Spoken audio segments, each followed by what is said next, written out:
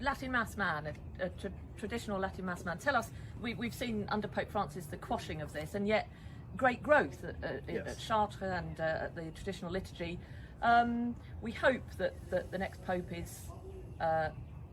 lifts any restrictions. But maybe just speak to us of the beauty of the traditional liturgy and why it's important. Yes. And where you learn to cantor. Yes, you have a beautiful. Peter has the most beautiful voice. Well, I mean, the traditional liturgy, like any of the apostolic rites of Christianity, East or West, is a great work of art, of Christian culture, of Christian theology that was developed over many centuries and perfected and honed and elevated and enhanced and augmented. And so when we encounter the traditional Latin Mass, or as I say, any other traditional rite, we are coming into contact with 2,000 years of our Christian heritage, and that is irreplaceable. That has to be central again to the Catholic faith. So it's a kind of barbarism, isn't it, really, what we've suffered in terms of the liturgical reforms? Yes, but it's comparable to modernism in architecture and painting.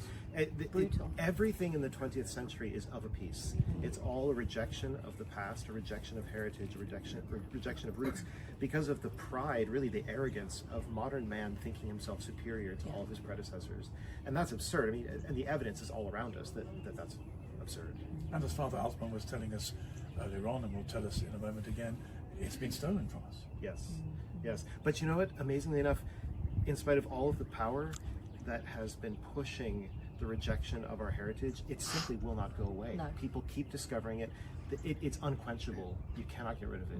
And in fact, the more everything is horizontal and people yearn for the vertical, that this is where it speaks to them, that Augustinian, our hearts are restless until they find rest in you. Exactly. And people are seeing that is it speaks to something deep inside us all. That's right. In a way that this flattening doesn't. That's right.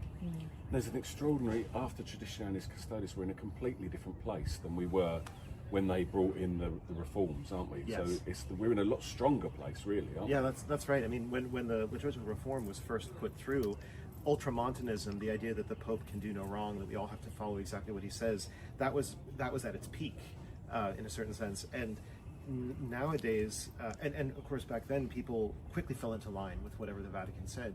Well, we've seen now 50 plus years of corruption in the hierarchy and bad decision making. So the faithful are not so eager now to just accept whatever the latest thing is that's handed down from on high. And hopefully in the future we'll have leaders in the church who deserve once again all of the respect and reverence and obedience that we want to give them. Oremos. Do you think, like, I really feel when we've been to Mass together this morning, and you're worshipping, it's like proper work, that's the different dimension from the Novus Ordo. It's completely theocentric. It's completely focused on God from the first moment to the last moment. Nobody can ever be mistaken into thinking it's about the congregation. Absolutely. It's about us. It's directed to us, to our edification, our entertainment, whatever the case may be. Yes. Then you have to think, and pray in the office, Father Alton and I were praying in the office yesterday, and you kind of feel that you wonder if these people are praying, are they worshipping, are they praying in the office? Because you would have so much more humility before God, wouldn't you, if you were... This is what concerns me, really. Yes. As a practicing Catholic, Yes. If you're practicing, you can't help but be struck by these things. Exactly. And I think we can all recognize the difference when we meet a priest or a bishop or a cardinal. You can tell the difference between a man for whom prayer is the number one priority and somebody who is more interested in power, ambition, politics, that kind of thing. I think it's almost instantly apparent. Yeah, Absolutely. Yeah, absolutely. Well, thank you very much, Peter, for joining us to speak on this beautiful morning in Tennessee with the hills behind us. And we'll be back hopefully very shortly.